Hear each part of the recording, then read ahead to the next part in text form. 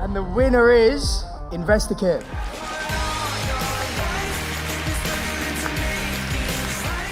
Obviously, the first thing I want to shout out is this is the award for the agency. So I just want to give the InvestorKit team a huge shout out, who some of you are here today. Ladies and gents, welcome back to another episode of Legacy Luxe. Today's episode explores what it takes to walk away from certainty in pursuit of something greater. My guest today is the founder and CEO of InvestorKit, the team behind Australia's #1 buyers agency. But this conversation isn't about property, it's about the mindset, conviction, and values that transformed a corporate career into one of Australia's leading businesses. Arjun, welcome to the show. Thank you for having me. Thank you for joining us. Now, for those that know InvestorKit, but not the man behind it, who is Arjun Paliwal? Who am I? Wow, it's an interesting one. Look, I think the best way to say it is I'm a Kiwi Indian Australian, right? And born in New Zealand, moved there when I was 18. A father of 2 kids, got my daughter Ruby, who's turning 3 soon, my son Amir, my loving wife Lee, who takes care of the house and makes it what it is and makes it a home, right? Mm-hmm. Who am I in terms of amongst all of this? I'm someone who's basically giving life a full go now and, living here in Australia. Started a business 8 years ago, a group of companies now across multiple industries, and really just trying to give life the best go and make an impact along the way, whether it's my family, others, giving back and more. Yep. And that's a very valuable way to look at what you want to provide in life. Now, you're seen as one of Australia's leading property strategists, and you've been named as Australia's #1 buyers agency. What part of that title means the most to you? Look, I would say the thing that means a lot, obviously, is the outcome that it produces. Mm-hmm. But when you hear that being said back to you, it's someone else saying you and your team and what you guys do is #1. Yep. Right. And I think that's the beauty of industry awards. It's not you beating your chest. It's not you saying this is who we are. It's others who are saying, hey, congratulations, #1. And whether it's the record of 3 years and the last 4 years, 3 times we won that, which has never been done in history. It's just confidence. It's just like hey, we're onto something here. Yep. And it's not us thinking that. It's not us drinking our own Kool-Aid. It's someone else basically going, hey, you guys have got something. And so I think that recognition feels special because we know we've got that something, but you never truly think you do.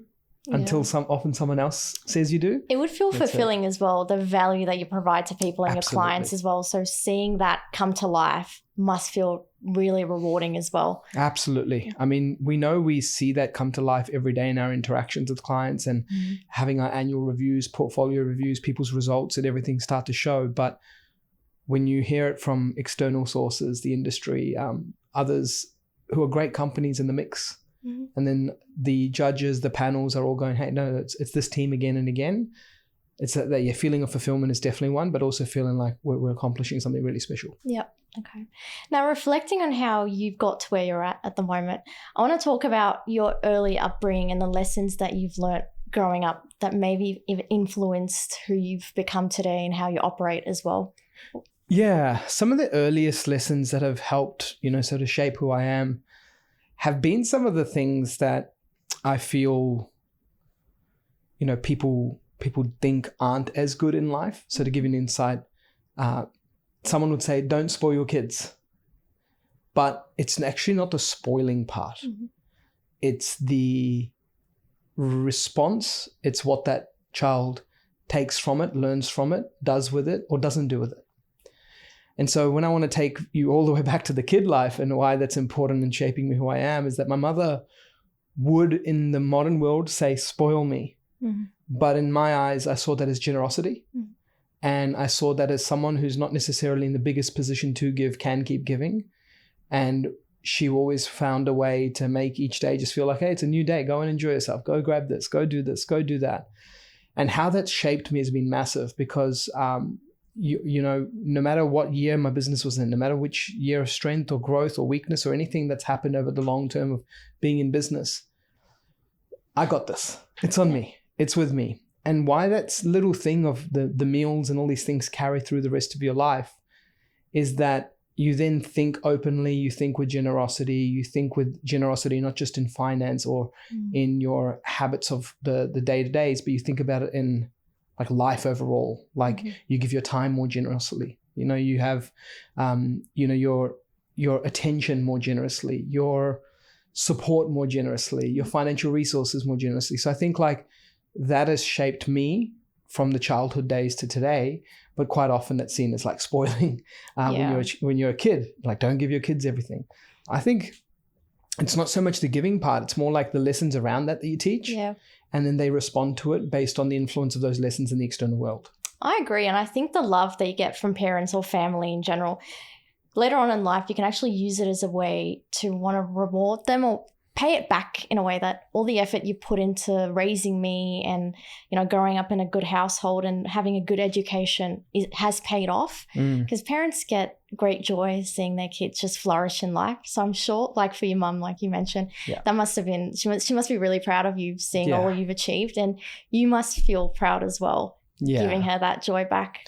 Yeah, they're definitely that whole, you know, what they see and feel in you is definitely a feeling like I'd say, you know, most kids growing up won't probably say that's important to them, but when you're grown up and you're looking back at life, you're like, that's very important to you. Yeah. Would you say then she had the biggest influence on your success growing up? I'd definitely say she played a big part in it.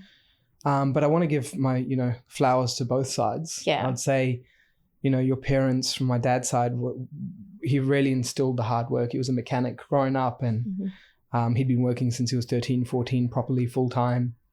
He, you know, resilience is as good as it gets, resourcefulness as good as it gets. So those things are strong within him. And then outside of family, like when it comes to your friend circle, your managers throughout your career, your, you know, people that trust you on the journey as you build your career, and then also as you build your businesses and give their all to that. Like all of those people just play an influence and an impact along the way. So like I owe it to so many people. So I have this thing, I believe that there's no such thing as being self-made. I think it actually doesn't exist. I agree. I'm like that too. I also believe that it's something that filters through from your personal life to your professional life. When you can succeed in your personal life, you can succeed into your professional life. So what your personal values that you extend out to the people around you are the same values you extend to your business, whatever industry you're working in. So I definitely agree on that. Now, was there a moment where your mindset shifted from simply earning an income to wanting to build long-term wealth? Yeah, I would say the mindset shift happened actually after seeing so many people when I was working at the bank, buying assets, buying real estate, building wealth, building cash savings. And I'm just like, I felt hypocritical guiding them, advising them, but not doing it myself. And I feel like anywhere in life you can apply that concept. Someone who says you should, when will you, why won't you, you could do it in this way, but they don't themselves. And so that was more like the spark to go and do something, because I was in the world where I was helping so many. I felt great that I was helping so many, but I'm like, why am I not doing it for myself? Now, obviously I was very early on in life, so I was putting undue pressure there too. It's like 22 when I purchased my first home. But I still, even between ages of 19 to 22, felt like I'm not doing, but I'm telling. I'm helping, but I'm not doing. And so that was my spark that really kicked it off. And then the second moment that was pretty pivotal was 2015, when we'd actually purchased our first home. My wife and I, you know, picked up that first place, which is a family home in Glenwood, northwest suburb of Sydney. When we did that, the mortgages, the repayments, the pressure, and everything that everyone says is really, really tough, it didn't feel tough. And why that's important to state is that when you constrict yourself with savings patterns, financial habits, and you end up putting away like 40 to 50% net of your income aside, and then you're on the journey with a partner, you're on it together and you're going hard and just like pushing it, the mortgages that you're often approved for and the money that goes towards it is not 50% of your income. But when you're saving that level, 40, 50%, to actually push to getting that, suddenly even having a mortgage, once you've achieved that, it's not like you're adding all this pressure because you're saving so hard before that point. Yeah. And you're just like, oh, wait, we still have money left over. Why don't we go and invest more? Why don't we push more? Why don't we do that? So I feel like being very strict on yourself before the first mortgages and stuff comes in means that when the first one does come in, it feels a lot easier and you can do more afterwards. But then the second thing is seeing others around you, guiding and helping them, but not doing it yourself was the next thing. Yeah. Okay. Which makes sense, because I think it's a stigma out there where when you want to get your first mortgage, it's seen as it's really expensive, the amount of money that you'd have to save for it. And just with the market at the moment as it is, it makes it difficult for people wanting to leave the security of a firm, for example. So, and that was a question I was going to ask you, which was, how are you able to navigate leaving the security of a Big Four bank to then go on and venture and open up your own business at a time where you don't know how the business is going to go? And I think that's where a lot of people get stuck. Yeah, this is one of the things I actually feel is so simple, and people often overcomplicate it. If you can be happy with your worst case, there's nothing in this world that you shouldn't go for. So I just said it out loud, my worst case. All right, come back to a great Big Four organization. I worked at CBA, hands down, one of the best organizations I've ever worked for. All right, great organization to work for, great people around you, great lifestyle there, multiple 6 figures of income in your 20s, multiple properties in your 20s. I think I had 9 before I even started my business by age 25. Affordable in some, expensive in some, so the number itself doesn't matter, but maybe it was around 3 to 4 million off the top of my head in assets in your mid-20s, which was a really solid position at that time. But it's like your master's degree, I went and did that. My partner and I have a really good relationship. My parents and I, my brother and I, my leader in the company and I. So like, people don't realize that you can actually tick so many boxes across your life before you make these moves. You can invest for yourself when you're in the corporate role. You can, try to do good by the company, do good for your job, do good for your team, and progress. Don't be that person that always has to feel like just because you saw one success story started it out of being miserable, thinking that you have to be miserable to go and start something, or you have to hate something to do something, or you have to have some friction with an idea to go and do something. No, you can actually go be good at what you do, enjoy it, do well, progress in many parts of life, and still take risk. Because your worst case is you come back to a life you're so content with. And so I even say it today. Like, every bit of business success I'm having, I tell myself 2 things. You're not supposed to have this. Being born up in Housing Commission in New Zealand, moving overseas in the red brick ex-Housing Commission blocks in Westmead, apartments in Sydney, living with 9 people in a 2-bedroom apartment, trying to get my first job here as a bank teller, 38K per annum to 42K per annum was my first ever package. It's just like your mum was the housewife, your dad was a mechanic, like everything, like you're not supposed to have this. So I don't have any attachment to anything.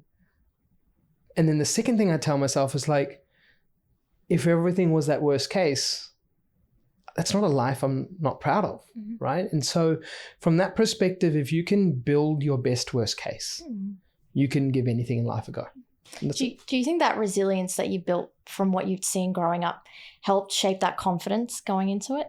Because sometimes people get that tunnel vision due to the way that they maybe haven't experienced as much in life. And as a result, their worst case could be like detrimental to the point that their fear makes them avoid taking that step forward.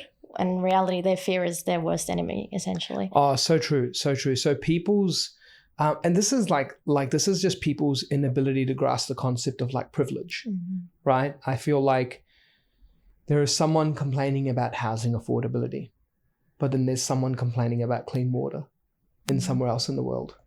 There's someone complaining about, the plumber said he'd be there now, but they're now 2 hours late. But there's someone going like, oh, you have toilets.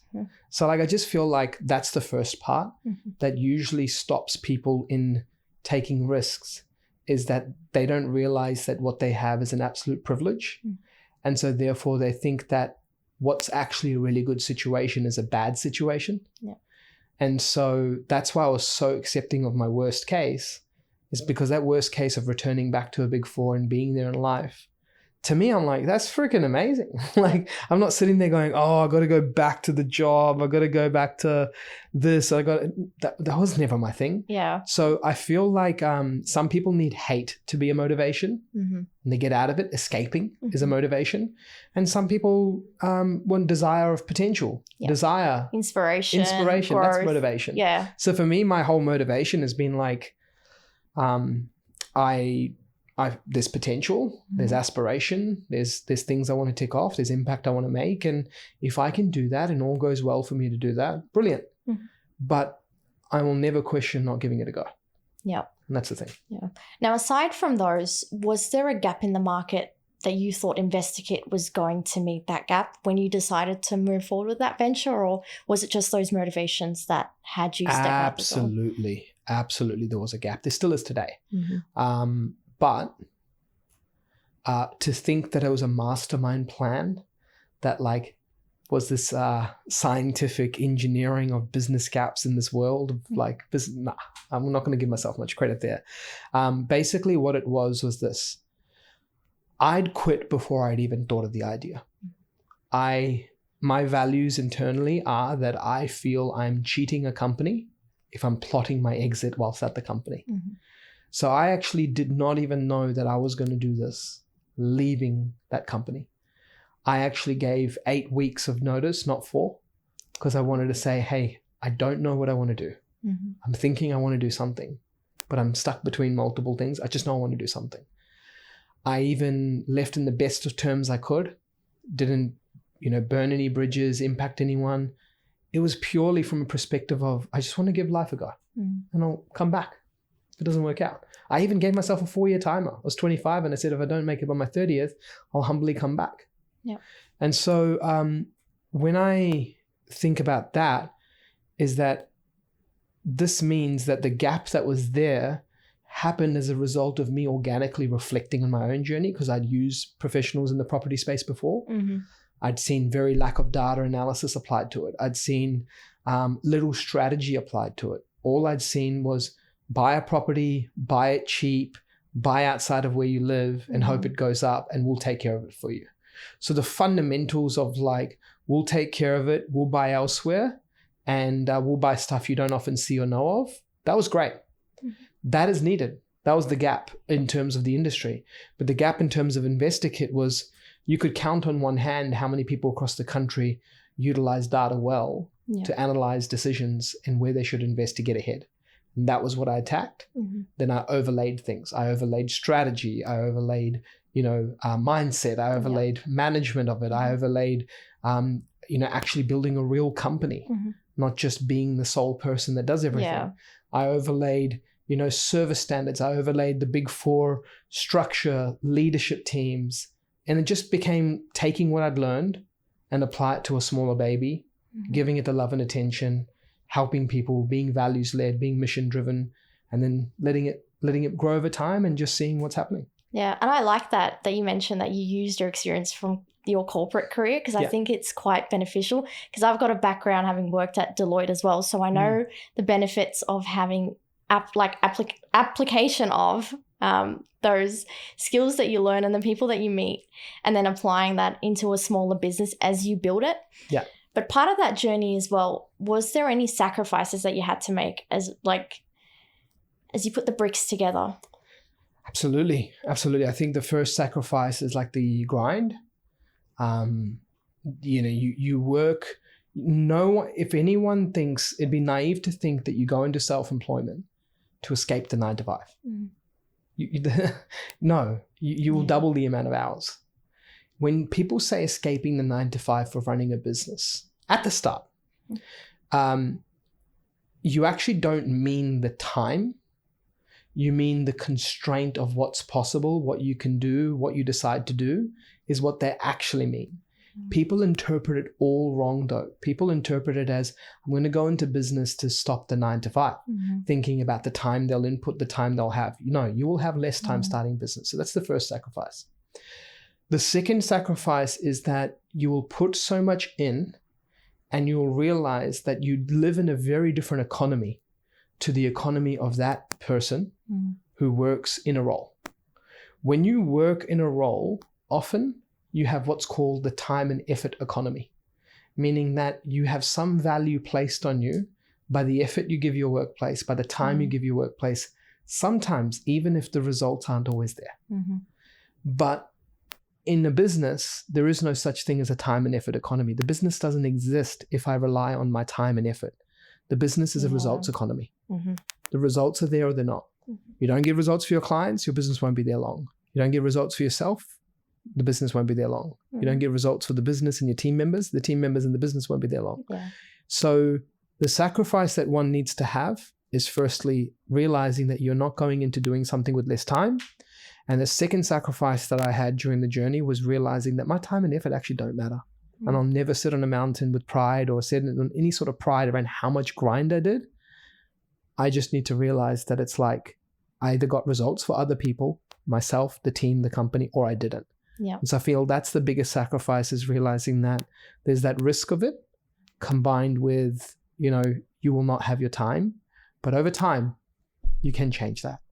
Over time, you can make it more of a leveraged vehicle, and then business turns to become an investment. And that's kind of the phase that we're growing to create now. Yeah. Okay.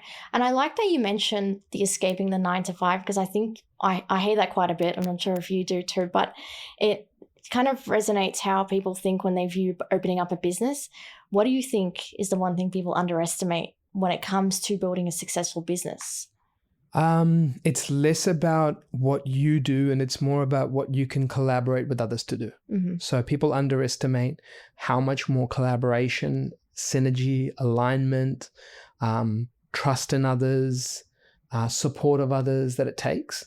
I came back to that point, like I earlier mentioned, I was like, there's no such thing as being self-made. Like that, it is so true. If you want to truly do something great in life, or even just have a great life yourself, it's not on you. It's not on you as in the perspective of like you alone can do it all.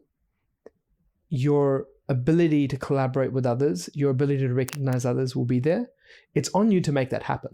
It's on you to involve others. It's on you to collaborate with others, align with others. It's on you to have the right partnerships. It's on you to have the right, mentorship, the right coaching. But it is not you that made it happen. It is a collective effort of the world, the people that came in your life along the way, the people that trusted you.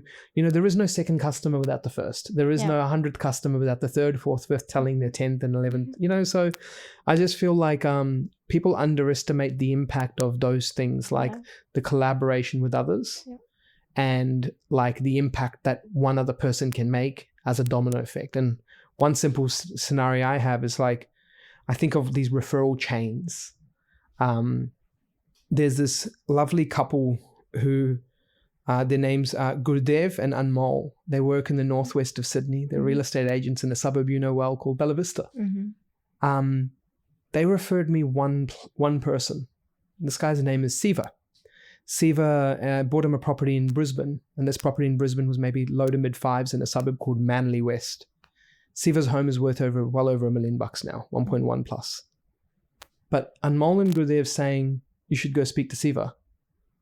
Siva then going, you should speak to this person.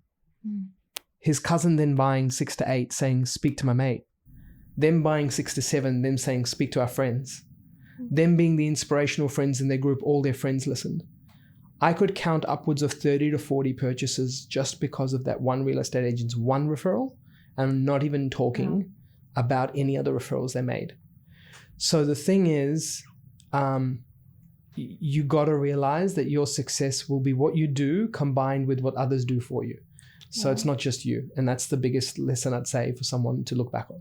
I love that story because you're reflecting the values of your business, which you rarely hear people talk about the entirety of the efforts of the team rather than who they are as a business owner. So I quite like that because it kind of shows that although you can be running the brand, you're not running it on your own. There's people around you. It's a joint unit working in unison towards the goal of and the benefit of every client that you get to come along. Absolutely. So that's a great way to look at it.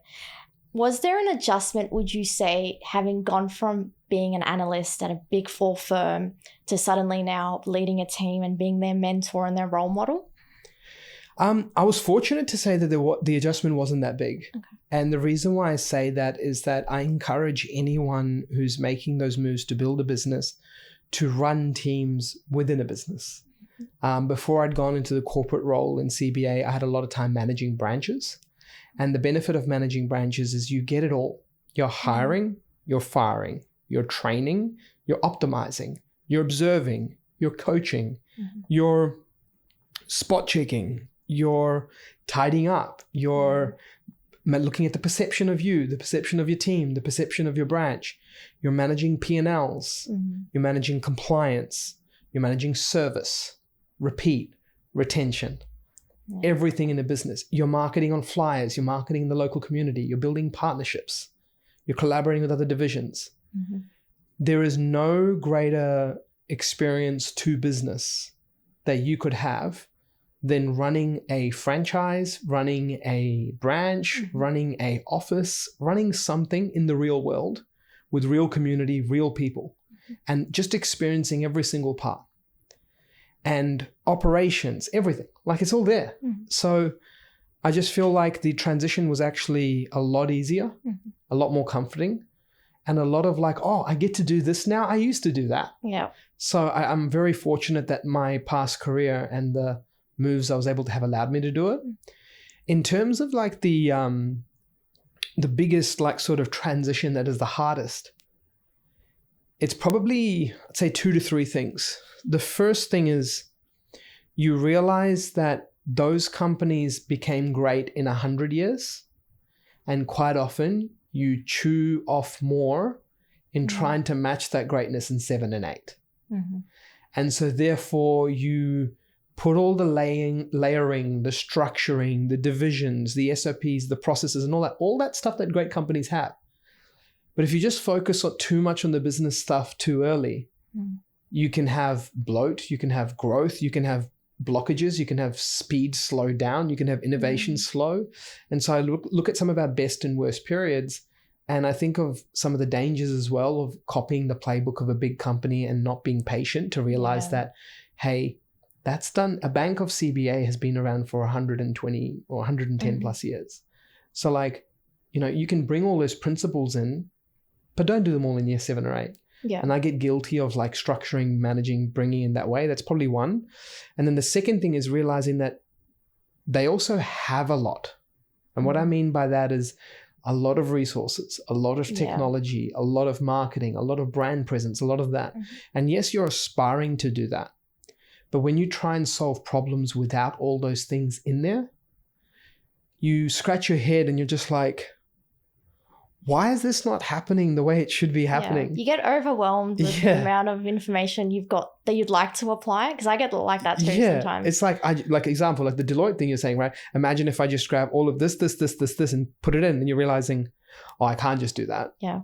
Because I don't have all the resources to do it. Because there were so many teams too. You would have like 2-3 teams working on one project, and each team had like 10 people in it, and we're all working on the same thing. Absolutely. Which is so different when you're building your own business. Like sometimes you got to be cross-skilled and do multiple things at once. Yeah. But it probably, although you could be successful, or you are successful at the moment, for example, with you, but the way you built things is unique to InvestorKit versus how it would have been at CommBank, because just the structure of the business is completely different. And you also put undue pressure on the team. I'm mindful of that. And that's probably one thing I wish if I could get better at as a leader, is that I do put a lot of undue pressure on the team for perfectionism. Yeah. There's upsides to it. There's the growth that we've achieved as a result. There's the care our clients get. There's the genuine care our team gets too. But the downside of it is that because you've been in that big machine, you have that big understanding of how to be so excellent and great in that area. You then project that and you demand, you push, you try, and then you realize that they're not resourced for that. Yeah. You haven't given them the areas. You don't have the structures, the budgets, the areas, the people to do that. And so you unintentionally live, even though, I'll roll the sleeves up there and be with them, you unintentionally live in this kind of like fantasy.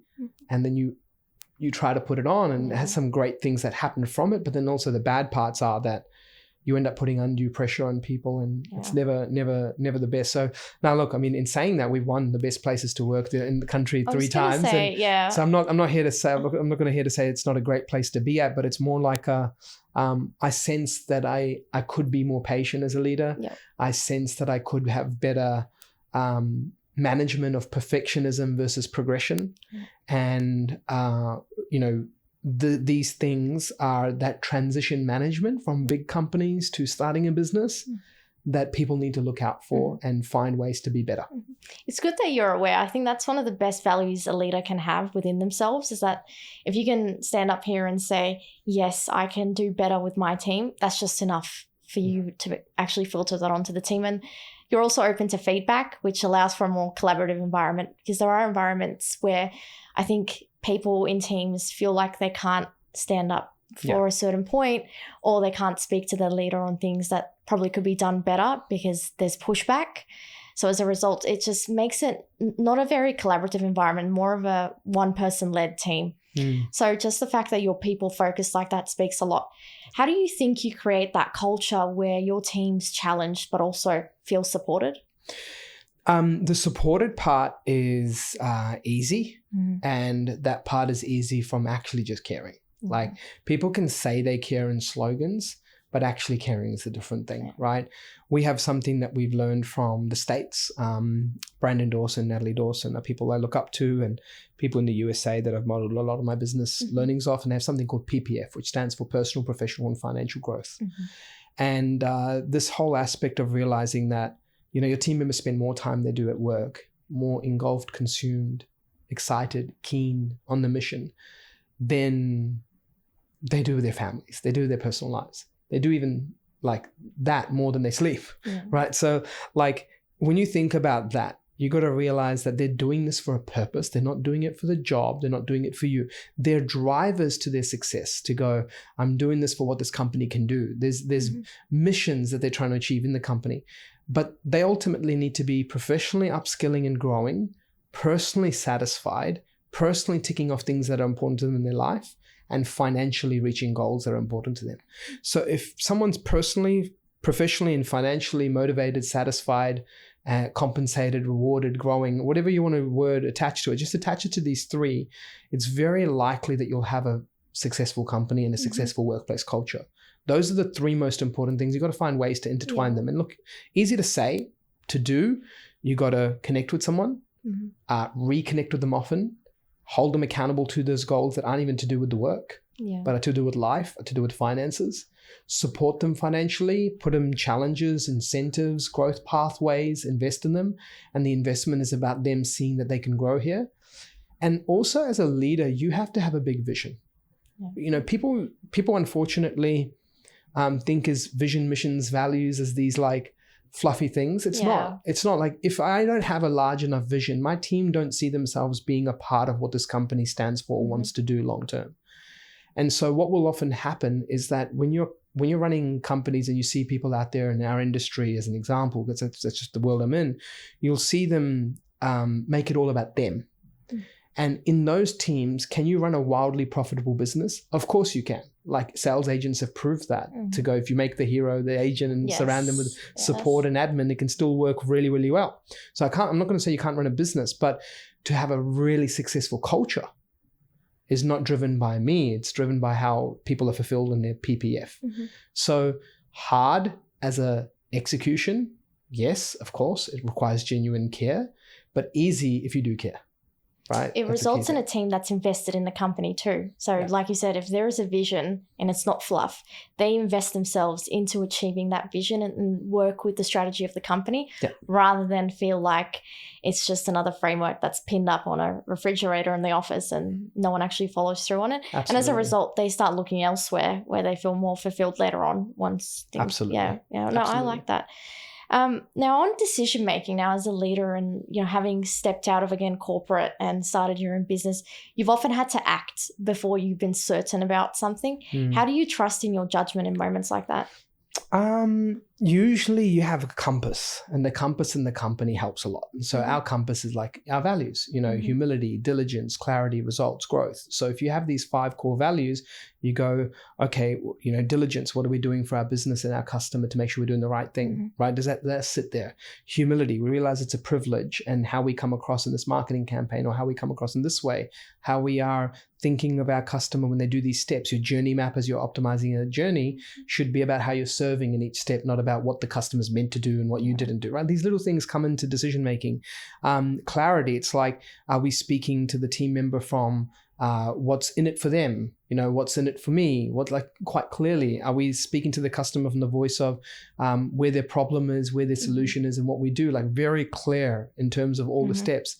Our growth mindset in terms of our values, it's like, hey, how does this grow our customers' results? How does this grow our results as a business? How does it grow our team? And then the last one was results. It's like, hey, if you're getting results, will this negatively impact our customer? Will this positively impact? So people, again, can have values, but values are a compass if you use them well. So there isn't a day that's gone on in our organization where the values aren't actually used or mentioned. People can have values up there, but how many talk about it? We have a group of WhatsApp chats, our emails, all our stuff. And I cannot remember a day where something about the values in either conversation with the team, messages to reward, messages to, praise, messages to hold consequences to, messages to hold where things should be better, messages to say we're trying to aim for this, that where rallying hasn't existed to do with. But it feels like you're better connected as a team too. Absolutely. You're easy to reach as a leader. They can send a message whenever they want. And at the same time, it kind of feels like a family, because that's what you do at home, right? Absolutely. You're there to praise, but you're also there to step up and say when things are not done right. Absolutely. Hold them accountable. 100%. Yeah. Okay. And are there moments where you have to distinguish between confidence and ego? Because I feel like that's quite common in the sales industry and property industry. You hear that quite a bit.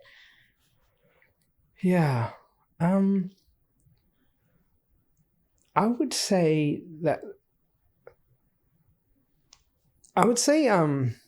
it's always on reflection.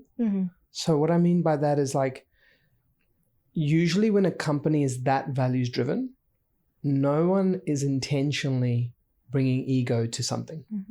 It's usually on reflection, and it's usually on reflection where you go, could this have been more aligned to a value? And so I feel that because of how well ingrained values have been in our culture, we just don't see the ego within the team. Which makes sense, because they reflect your own values too. I would assume when you hire anyone within your team, there'd be someone that aligns with the company values. Yeah. But would you see it externally? So when you're dealing with other agents, when you're dealing with even clients? Yeah. How do you 100%. manage that? 100%. It's there. And usually it creates friction, like most things. If you have, confidence and then ego, as soon as ego comes into the mix, friction is there. Whether it's an agent and the way they communicate with us, or the price and negotiation, whether it's a customer and the confidence they give us, or the trust they give us in our range and what we do for them. So I feel like it just creates friction. But in terms of, is it there? Of course, I see it often in any industry. It's not just us. Yes, that is true. I think I asked that because I was going to say the property industry is very noisy, but there's also a lot of untrustworthiness that's surrounding it. So how do you maintain, your credibility and your integrity in an industry like that? How do you get clients to come to you because they feel like they can trust you? Yeah. So firstly, it's, trust happens as a follow-on effect of results. So usually you could have the most care for the customer. You could have the most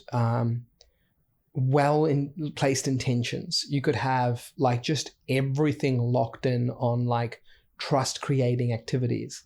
But if you're in our industry, in our world, and you don't get results, at the end of the day, that's their measure and that's their litmus test of trust. And so what happens is I had trust from the actions that I had in year one, But in year 3 of the business, we had real trust, which is retained, earned, and that's from results. So if you just want the simplest way to build trust in any industry, it's purely just doing what you said, getting results, and that can be in any industry, whether it's down the cafe at the, did you deliver it fast? Was it hot? Was it tasty? Was the environment clean? Was it this? Was it communication strong? Like all of these things are the greatest way to build trust. People often feel that trust is being a nice person, being caring, being all of that. Like you almost have to have those in order for the result to happen, but the result's the most important. And when those things are added to it, it's like the sprinkles on top. It's nice. But the most important thing is you have a business, it's either a product or a service. And that product or service better deliver. And if it keeps delivering, trust will forever be high. Yep, which I agree. I think from a consumer perspective, within the property industry, because of the amount of money people spend on a property, I feel like they're a lot more cautious. So I think the fear is around going with an agent that would prefer profit and significant revenue over the long-term, benefit of the client. So has there been moments like that where you've had, for example, to maintain that integrity and walk away from significant revenue for a client? Absolutely. Like every day. Even now, like, if we could decide to sell a new build property and give someone a completely brand new property. Now, someone out there may have figured out the perfect formula of where to buy one, what to build and where it is and where it's perfect. But if I give someone a new build property right now, and it's not in an area that's great, but it's in an area where someone's willing to give me a very large commission. That's an example of moves I could be making today, but I don't. I mean, the commissions that we could be getting on some of these properties would triple our business in both revenue and profit if we're able and if we decided to do that. But we don't. That's another example. Like another one is we have price ranges in our reporting. We have cash flow estimates. We have strategies that we design and build. And everything of those things is a checkpoint. The customer's presented a property with a range. If they don't want to go above it, we don't. And if they don't want to be in our range, we don't go for it. We don't buy the property and say it's too late. We already went for it. You wanted it. So there's all these places there throughout these checkpoints, which is like everything that we do is designed to maintain that integrity at scale.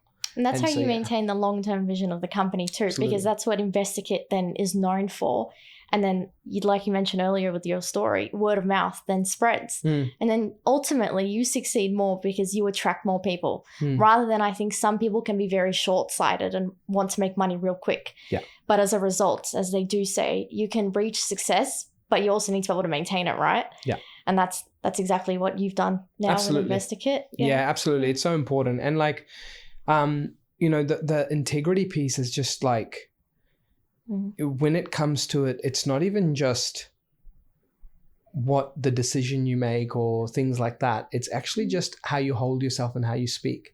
So because what you think is what you say, it starts to become what you do. And then what you do is what you're known for. Another thing I hear often from Brandon Dawson up in the States. And so when this match comes through, we try and break it in patterns before it happens. So even in our team chats, if someone's saying something that isn't InvestorKit values driven, you call it out. People call it out. And these things that stop at thought or say mean they never get to do and what you're known for.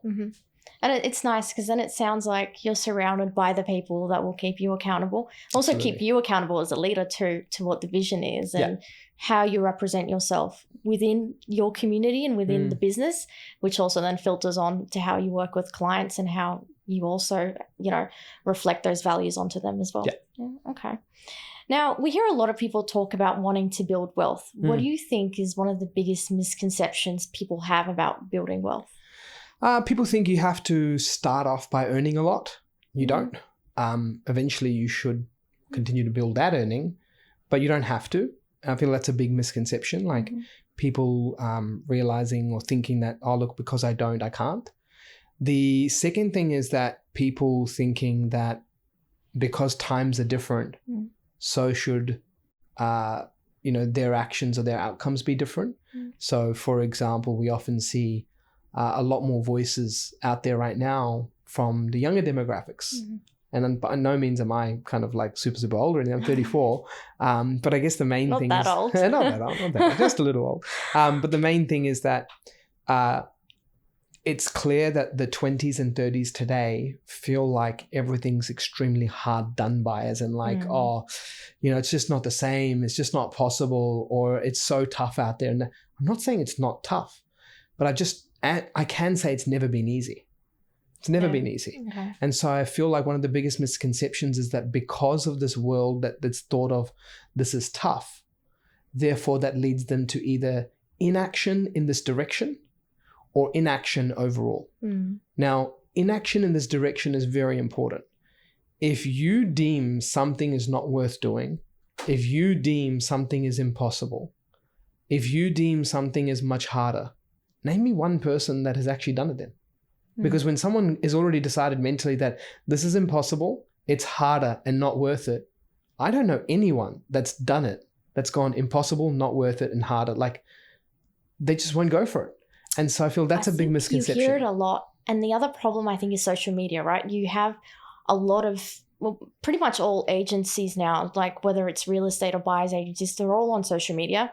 And they post these reels and these posts all the time saying whatever has been changing with the government or the SMSF changes that have been made by Albanese's government.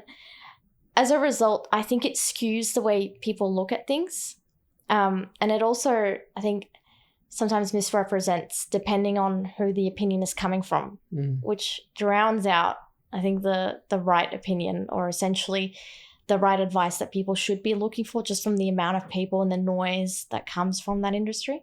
So no, I do agree with you on that. Yeah, the noise part's painful. Yeah. That noise part's painful. Like, I mean, I think that part makes it way harder.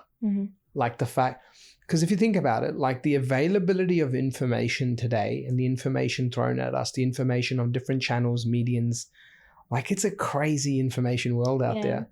That would be the equivalent of someone in like the 80s and 90s basically having a handheld radio next to their face everywhere they walk in the 80s, and then having a newspaper to pull out every minute of their day as they're walking. Yes, it feels like that, yeah.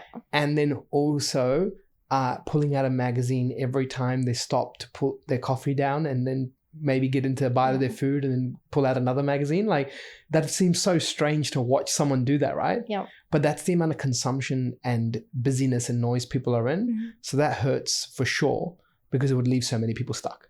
Yeah. No, I can see how that. And I think the problem is it's easy to be influenced by it. You can see one video about someone's opinion on a change that's been made regarding a property change, or it could be anything else, and it just skews their opinion right away. So it's about finding the right person within all of that noise. And you know what's crazy is like because of that noise, because of that environment, to try to be that right person, you have to create a lot more noise. Yeah. Do you know what I mean? So it's like this, like the only way to get through to genuinely help is to do a lot more noise in the hope that your noise is captured more than someone else's, and then you hope to help them. Yeah. It's crazy, right? So there just becomes an even noisier world, even when you're trying to help. Yeah, that is true. But as part of you analyzing these trends, right, and part of what you do, what do you think a change is coming over the next decade that people are not paying attention to?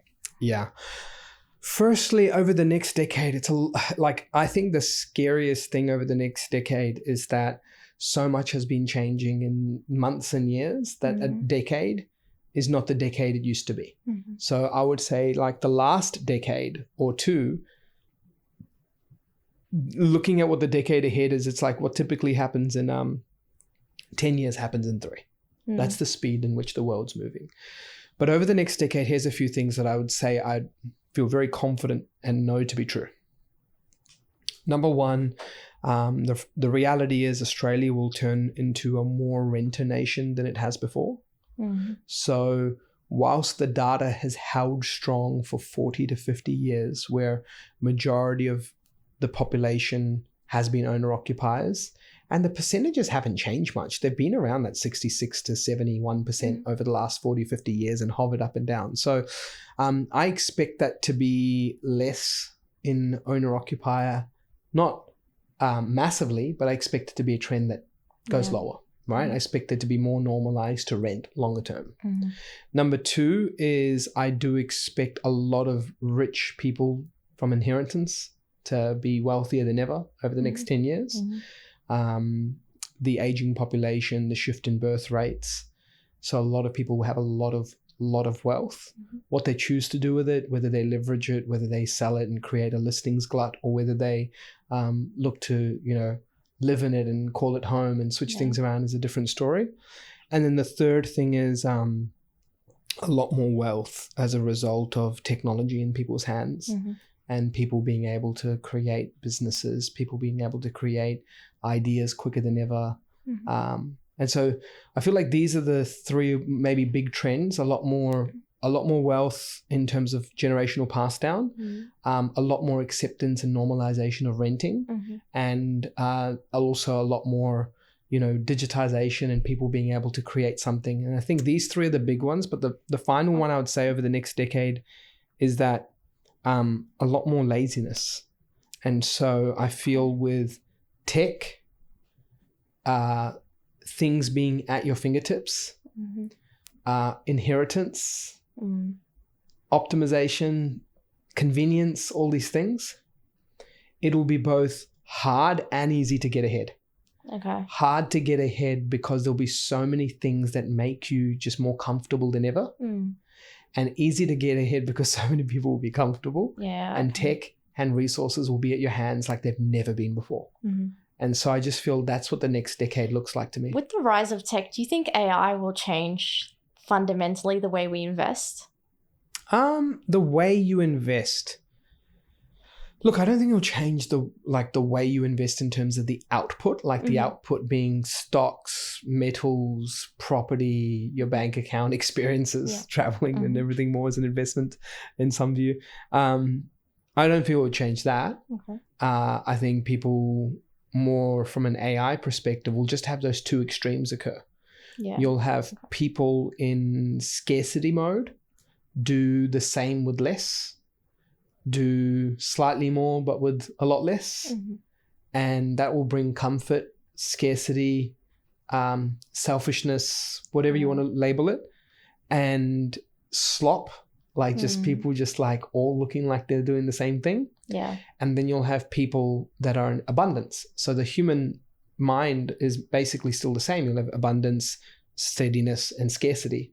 But the people in abundance will use all this amazing technology to bring to life, to give things a go, to go, hey, hold on a minute. So you're telling me I can produce 20 graphics today with one or two people? Why don't we get 5 people and produce 100? No one's going to do that. No one's doing that. So I think it's just going to be the same splits of humans being, you have some abundance, you'll have some steady, you'll have some kind of, slow down, scarcity, you're scared, unsure, don't want to, too much, find ways to get it easier. But I think just the makeup of that will shift. I think more people will shift to can't be bothered, don't want to, just do it this way, just get by, just get enough by doing a lot less. And they'll be in a crowded area of people who are at risk. And then the people who get ahead will really get ahead. That's kind of my thinking. So you think creativity and innovation will kind of go downhill? Yeah, I just think it'll be easier for people to do a lot less. And still get by than there ever was before. And they'll create a lot of comfort, a lack of deep thought. Easy roads out, mediocre, below average, less follow through, less completion, more starts. But it'll just create more divides between brilliant and greatness and not so much. No, I agree. I think there's been a lot of pros and cons of having the rise of technology and AI as well, where the pros could be the amount of opportunity that come along with it. It helps with innovation. It can uplift a certain process that you may have, make it more efficient. Cons being how dependent people are being on it. Human oversight is definitely going out the window when it comes to it. People rely so much on it and they don't even listen to the fact that don't take AI output, take it with a grain of salt, because sometimes they make mistakes too. But it's become so dependent on that, like you said, I think it may limit the way people think and bring mediocre outputs. So on the creativity and innovation piece, it reminds me of the thing even pre-AI era, which was the difference between people who know versus understand. And, you often have friends who finish uni. They've got a degree to their name. And then there's the degree friend, and then there's the in the workplace friend. Yeah. And you're like speaking to them in the degree, and technically on paper, they're like, yeah, I got my degree at so-and-so, I got my doubles, I got my masters. But then in the workplace, you're like, dude, what are you even doing? Like, you know, like, or like, what do you, do you know what you're kind of doing it? Do you know, why did you make that mistake again? She did this, he did that. It's just like all over. And it's just like, you go, how did you have that degree? Like, what are you using it for? And I say that as a joke, but it's more like there's people who know. I can recite, I can say, I can confirm, I can discuss broadly. Yeah. And there's people who understand, I can apply. And AI is just version 2.0 of the universe was good at uni but not good at work. That's a nice comparison between the two. I'm at the workplace, I'm like, I'm good at AI, or I'm using it to a certain extent. Maybe they're the uni person and they can get you the pitch deck. They can throw you that slide pack. Yep. They can tell you the points. They can post about it. They can write a nice email. Yes. But then there's the understanding what to do with it. Yeah. And actually following it through all the way to completion and turning it from an idea to an invention to a usable something. Like that's the missing part that I think even that new era doesn't change. It's just I think everything moving forward in this world, the last 50 years, the next 50 years indefinitely will just be new gift wraps of things that have always been true. Yeah. Humans don't change. No, Technology can, but humans don't. And this speaks to what you said earlier about the differentiation between intelligent and brilliant people, and then people that depend on laziness and essentially will depend on AI. Yeah. It's because AI's positivities when it comes to being used are limitless when you know how to use it right. Yeah. But when you depend on it, it just throws out the window the innovation that your mind can probably take you to, but you choose to rely on it and not think. So it starts to close off people's brains essentially and limit how they think about things. Yeah. So no, I definitely like that. Now going into, reflecting on yourself and everything you've achieved, how has your definition of success changed since you've started InvestorKit? Oh, it's changed a fair bit, right? I mean, in my earliest years, like no matter how much humility in the progress of the journey, it was you made this or you did that or you took it from here to here. Like that was the earliest years, right? But as I move forward now more and more, it's like impact. It's just impact. And like, it's such a broad word, impact. There's so much to it, but like, you just break it down and break it down to all the buckets of life. You, family, friends, team, clients. You just have all these buckets and just go, how much of each of these buckets can you fill? How big is the bucket? How much of it can you fill off that bigger bucket? That's a success. Just continually like impact everywhere. And like I mentioned yourself in there too. It's okay to go and aim for things, achieve for things, give things a go, like want a desire for something, whether it be experience, physical, whether it be materialistic. You should have no shame in that. Go for it. But it's like if you have a whole bunch of buckets and you can fill them all up, that's success. It's like that's feeling like the impact's there. Another part of success, I would say to me, that's been most like internally within me, my focus, not so much the external things I do, but internally within me, it's like my potential. I'm a big believer that it's like until success is true success internally, not the externally, is achieved in my mind when I go to bed or anything, when I feel I've reached my potential. Yeah. And if I haven't, that means in life I didn't pursue. You didn't succeed. I didn't succeed in touching it. Like touch it and let it stop somewhere earlier than what you thought. That's okay. But like just touch the potential and realize that this growing, is it. Yeah, as well too. Because I think people get comfortable in the places that they're at, that they don't emphasize the importance of self-growth. And it leads to the point that you say about potential, because if you don't grow, you talk to different people or you learn from different people and step out of your comfort zone as well, and the things that you already know, you won't be able to reach that potential. Absolutely. Yeah. No, I like that. Thank you for that. So another thing is every successful career has obviously moments that test your character. What do you think has been an experience that shaped you the most or has had a big impact on you? The biggest impacting event for me, I would say having open heart surgery is one of them. I had open heart surgery about a year and a half ago. And to be faced with that at age 33 and at that time and go like, you got to get your chest cut open and fix something that you were born with and you have no choice but to do it now. It's an emergency. To me, that was a big shaper of where life is heading and where life is. I have never gone as hard as I have in life than I have the last 18 months.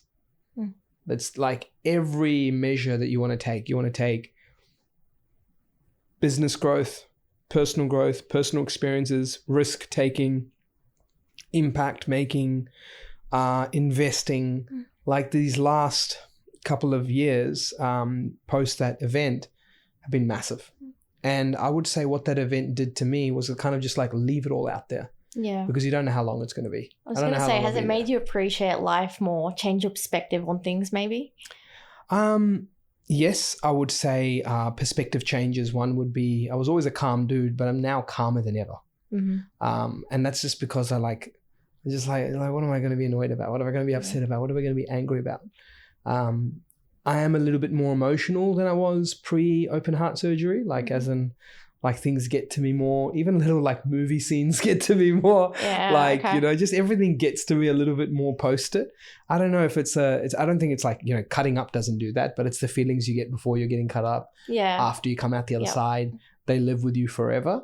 I think it changes your perspective on things where I'm a bit calmer, I'm a bit softer, I'm more in tune with certain emotions.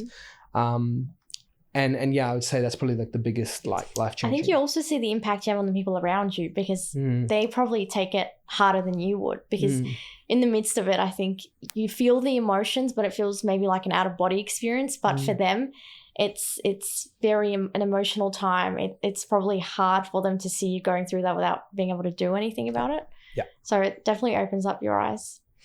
Now, you've now established pretty much a very strong and a leading presence in Australia. Do you have plans on expanding internationally? Yes and no on the expansion. And the reason why I say that is yes, from a perspective that we serve many Aussies that have moved overseas. They're expats. They want to invest back home. We do a lot of that. Now, when I say a lot, a couple of percentage of like our revenue. So it's not huge yet, but it's like I do see that building, especially with more and more presence overseas.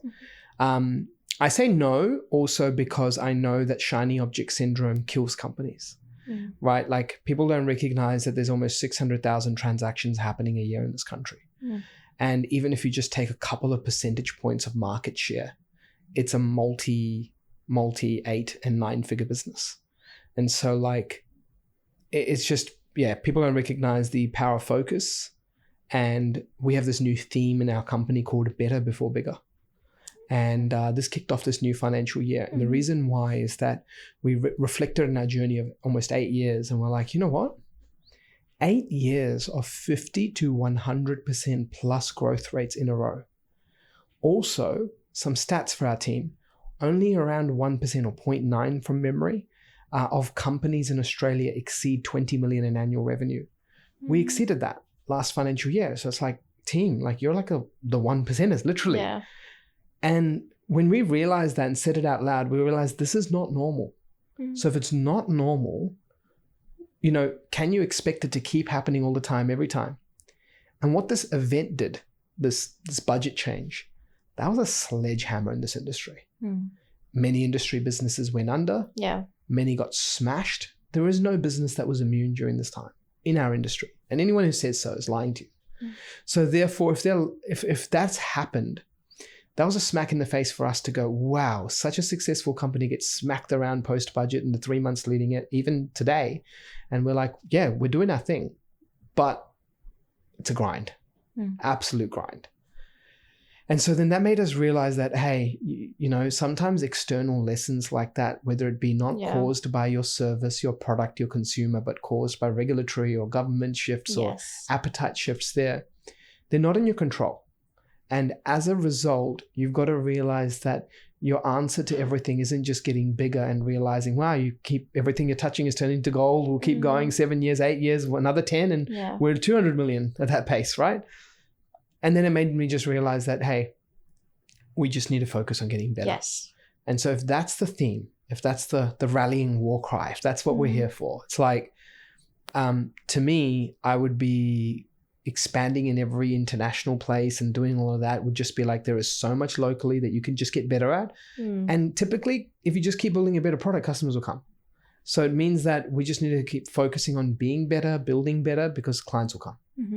Being focused, I think, is definitely something companies forget when they do grow, even if it's within the country, because you lose sight of what you currently have and what, like you said, you can kind of uplift, and then they focus on the growth and the revenues. But I think for you, having seen the values that you've spoken through the entire time we've spoken today, you guys, if you do move international, or if you would do it phenomenal, because thank you. The care that you have for your customers, the way you built the team, the values of the team, from what you've said, you wouldn't forget sight of what the vision is.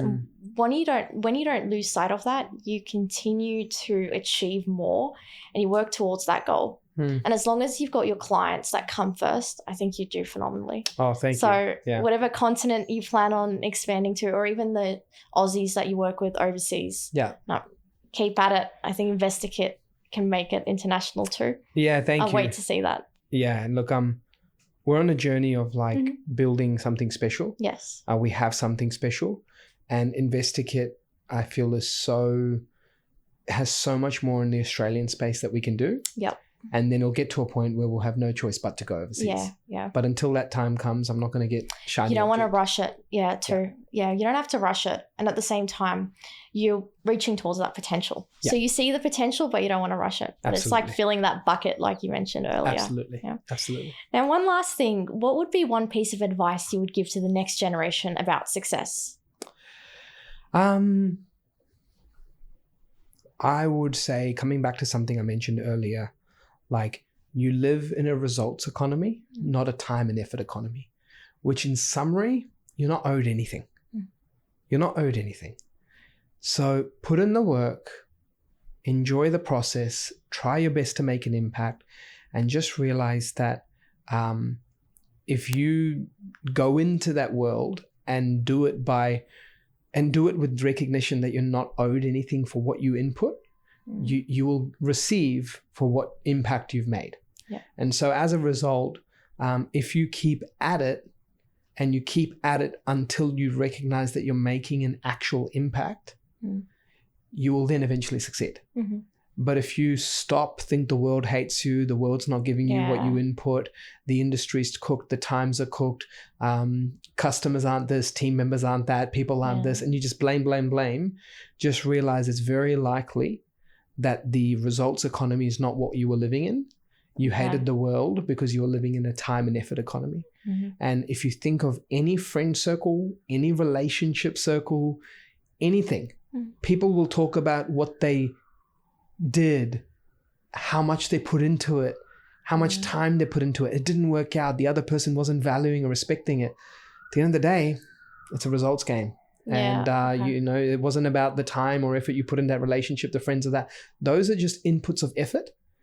Did you make the inputs of impact? And so I feel from that perspective, it's just like, if you have that as a core lesson for yourself, it'll be much more freeing, and you'll never feel like you quit too early. You'll never feel like you were owed something, so therefore when you didn't get that something, the world's against you. You'll have less hatred, you'll have less everything. You'll just keep going until you make enough of an impact that the impact comes back around. That's it. That's a very unique perception you've got of that. Like, I think the listeners can take a lot of benefit from it.